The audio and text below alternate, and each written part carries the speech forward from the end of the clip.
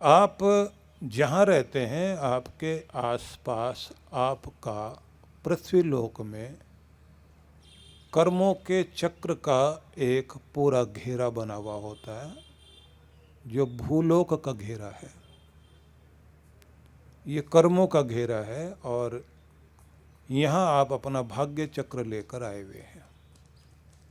हर दिन आपको अपनी बुद्धि से अपने दुख को पीछे धकेलना होता है और अपने सुख को अपनी तरफ खींचना होता है।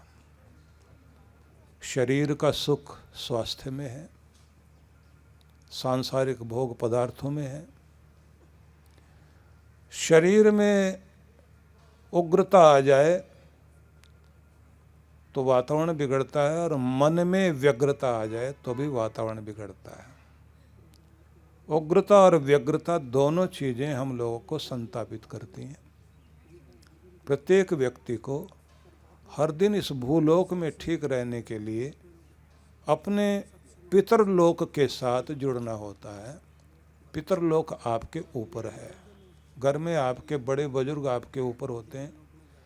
वो आपको समय समय पर समझाते और सिखाते हैं, क्योंकि उनके पास आपने थोड़ा पढ़ा है, उन्होंने ज़िंदगी की किताब पढ़ी है, उनके पास अनुभव की पुस्तक है।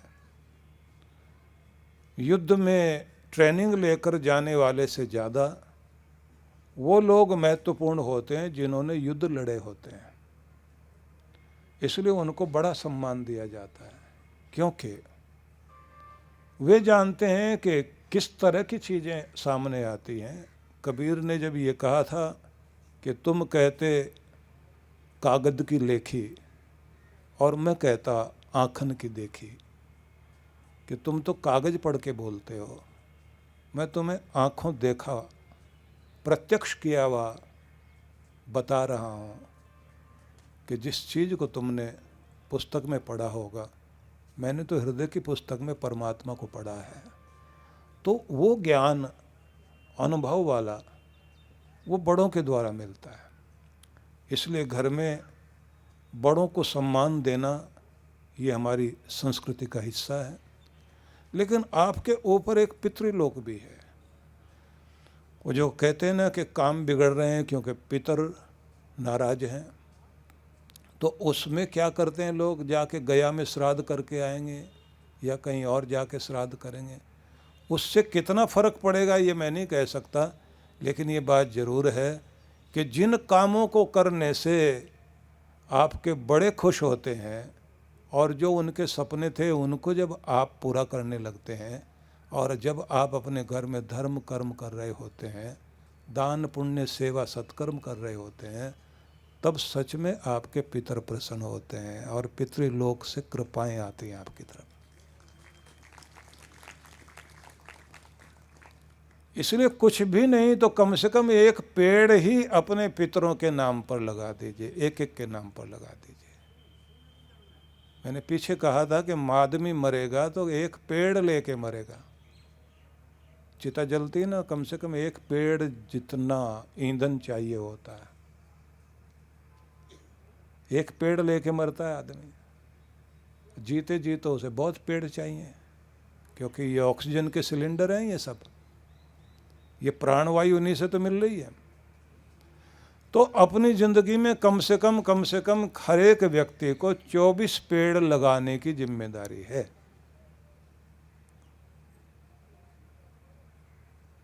तो 24 नहीं लगाओ तो हर जन्मदिन पर कम से कम एक लगाने की जिम्मेदारी लेना शुरू कर दीजिए। पूरे जीवन में आप 12 भी लगा दोगे तो भी आपका कल्याण हो जाएगा। तो अपने पितरों की याद में अपने जन्मदिन के अवसर पर, और अगर आप पति पत्नी बहुत प्यार से रहते हैं तो दोनों मिलकर एक पेड़ जरूर लगा देना।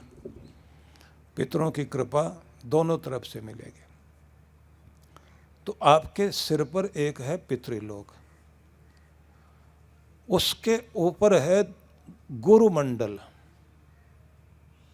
पितृमंडल के बाद गुरुमंडल आता है, जिसको गुरुलोक कहा जाता है। ये गुरुलोक जो है ये कृपा का क्षेत्र है, और कमाल ये है कि गुरु से ऊपर देवलोक है और देवलोक से ऊपर ब्रह्मलोक है। अब आपके पितर तो देवलोक से जोड़ते हैं, वहां से स्वर्ग के सुख आते हैं आपकी तरफ, और गुरु आपको ब्रह्मलोक से जोड़ता है। तो जब ब्रह्मलोक से जोड़ता है तो फिर आपके जीवन में एक बड़ी बात होती है, क्योंकि इस पूरे यूनिवर्स का भी एक ब्रेन है जिस पर अब विज्ञान काम करने लगा है कि पूरी दुनिया में जो ये नियम कायदे कानून चलते हैं, जिसके आधार पर एक छोटे से बीज के अंदर भी एक जैविक घड़ी है, कब उगना है बीज को, उसके अंदर टाइम पहले से ही फीड कर दिया गया है, भर दिया गया है उसके अंदर, वो समय पर जाकर अंकुरित होता है। हर चीज, जैसे ये पेड़ हैं, इन पर भी परमात्मा भर के रखता है कि अब तुम्हें पतझड़ का मौसम आएगा तुम्हारे लिए, तो सारे पत्ते गिरा देना। फिर 1 महीने बाद इनको कहा जाता है कि अब नए पत्ते ले आओ, तो ये पुराने पत्ते गिरा देंगे, नए पत्ते लेकर आएंगे। फिर इनको कहा जाता है कि अब तुम्हारे फूलों का मौसम आ गया, फूल दो। फिर इनको कहा जाता है कि अब फल दो, तो ये फिर फल देते हैं। कुछ पौधे वो होते हैं जिनका काम ये है, क्योंकि कुछ तो औषधीय पौधे हैं, कुछ वनस्पतीय पौधे कहलाते हैं। वो पौधे क्या करते हैं, बढ़ेंगे, फल देंगे, सूख जाएंगे कि हमारा काम पूरा हो गया, हमने एक फल देना था, दिया।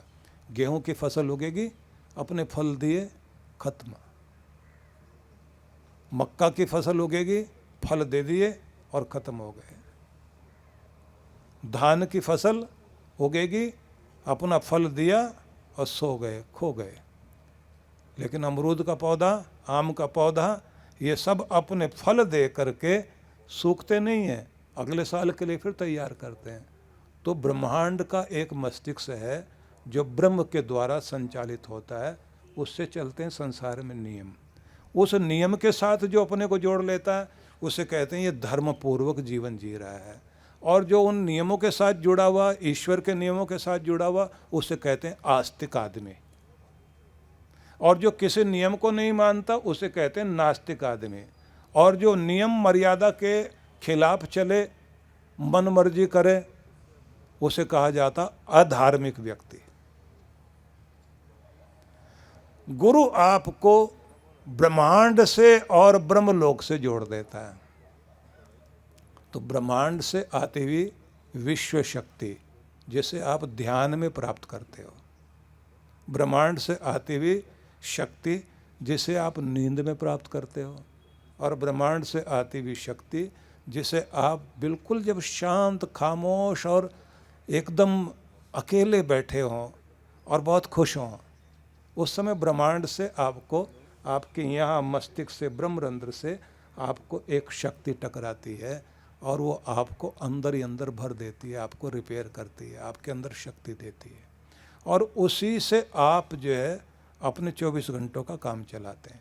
जैसे वो शक्ति कम होने लगती है, आपको थकावट आने लग जाती, उबासियाँ आने लग जाएंगी, सोने को मन करेगा, आराम करने को मन करेगा। तो आप ब्रह्मांड से चल रहे हैं, और ब्रह्मांड को का जो स्वामी है वो परब्रह्म परमेश्वर है, और उससे जो संबंध जोड़ता है वो सद्गुरु है, और जो आपको इस धरती से जोड़े रखते हैं वो देवलोक हैं, देवता हैं, उनकी आप पूजा करते हैं, और जो आपके परिवार में आपके ऊपर आशीर्वाद देकर आपको यशस्वी बनाते हैं वो आपका पितृलोक है। वे सब लोग जिन्होंने पुण्य कर्म करके, वो पवित्र आत्माएं जो स्वर्ग में विराजमान हैं, या जो आत्माएं नया शरीर धारण कर चुकी, उनको भी, वो भी आपके लिए मंगलकारी होते हैं। इसलिए प्रणाम किया जाता है कि उन सबको नमः पूर्वजेभ्यो पथिकृतभ्यो, ऐसे पाठ किया जाता है कि उन सबको जो पूर्वज रहे हैं, जिन्होंने रास्ते बनाए हैं, तपसा ये अनदृश्य, तपसा ये स्वर्ययो, तपो ये चक्रिरे महश्चापि देवापि गच्छतात, ऐसा कहा गया वेदों में। तप तपा है जिन्होंने। तो गुरु का कार्य है आपको वहाँ तक जोड़े रखना, लेकिन वो जोड़ेगा कब? जब आप उससे जुड़े रहो।